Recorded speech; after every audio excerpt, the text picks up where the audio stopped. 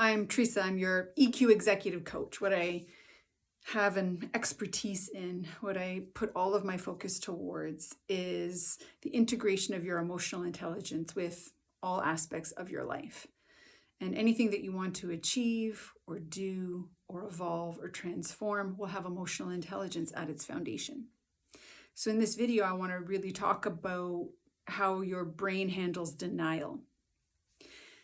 We might encounter some things in life, like I'm doing everything I can to lose weight and nothing's working. I'm doing everything I can to get this promotion at work and nothing's working. I've done everything possible to X and nothing's working. And one of the things that's really vital there is noticing that your brain can handle anything except when you lie to yourself, and it will always give you signals. Your brain will always give you signals that you're in denial, because when you speak words that are untrue, you feel the pebble, brick, or boulder negative emotional state. There's an unpleasantness when you articulate something that you know, that your wisdom knows just isn't true. And one of the ways in which coaching can actually help that is a coach will challenge you. A coach will ask you, well, if you've been trying to lose weight, tell me what you've been doing.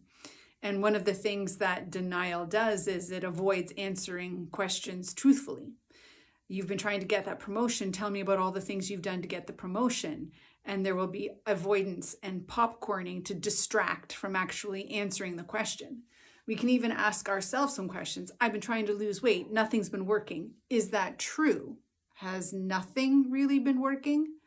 Have I been doing actually everything? Or am I still drinking alcohol, still eating sugar, still having portions that are way too big, still not exercising, not taking care of my sleep, not, and so on, the list goes.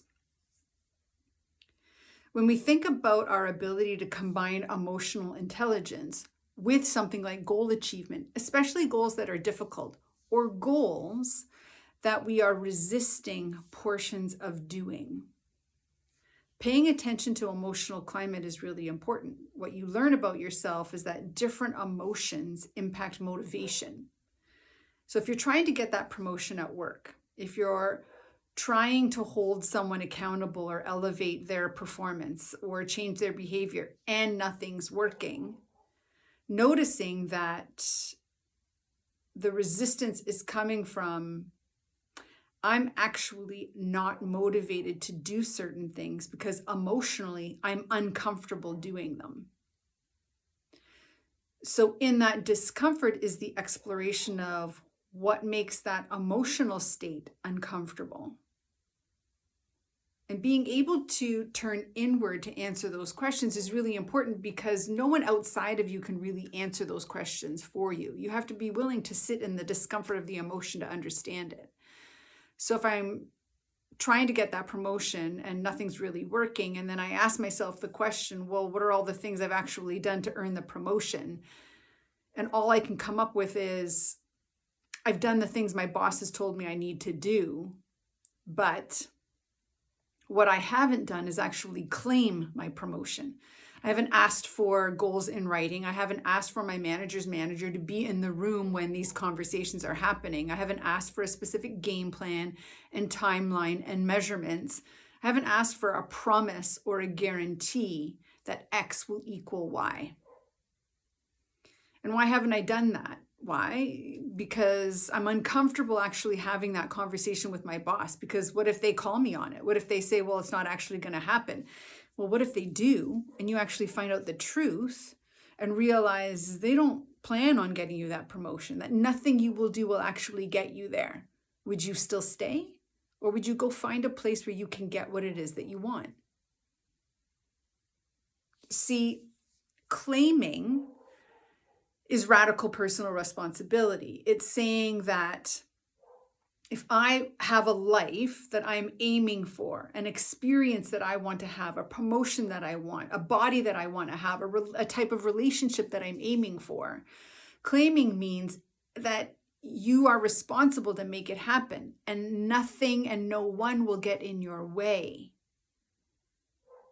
However, blaming means you're going to pass off the responsibility to someone else or something else to be responsible for whether you get it or don't get it. And that means you have to also accept that a lot of life won't happen for you if you just give your power away or give permission of the power to exist in other people. Now, the discomfort of that, once again, is being able to sit in the space and challenge yourself, to come inward and be able to explore what is it that keeps me from wanting to claim my life. And oftentimes in that exploration, we're going to move into a space of, well, if I keep it in the hands of other people, then I can always blame them. I don't have to be the one that's responsible.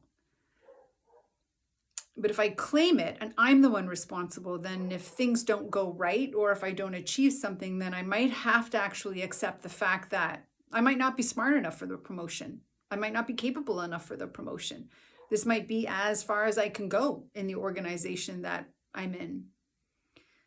Or I'm never going to have the body I want to have. And maybe it doesn't really matter what I do. Genetically, it's not going to happen. Or maybe I'm not really willing to work that hard for something like this. And it really isn't a goal of mine. It's more a should or an obligation. Death by comparison. Other people have it, they seem to be happy, so maybe that's where I'll earn my happiness. And so the depth of the spiral goes is then chasing what am I really afraid of.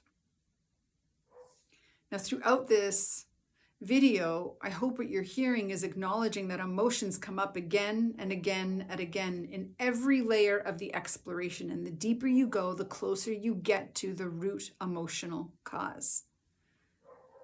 Once you get to the root emotional cause and you work from there, every step forward that you take has a stronger sense of motivation behind it, purpose behind it. Without removing the root emotional cause that is resistance, then no matter what step or action you take, you'll always meet resistance once again. So if we come back to the beginning of this video, just to create a full circle moment here, your brain is going to tell you when you're in denial. When you are saying things that are untrue, your emotions will signal you.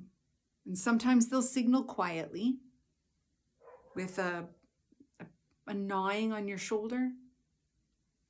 And sometimes they'll ping very loudly, a gut feeling, really intense, that's telling you that's not true. And your emotional self-awareness is, yes, about being able to name what emotion you're experiencing, but it's also about noticing the body signals that's telling you an emotion is present and it's got information that's important for you to pay attention to.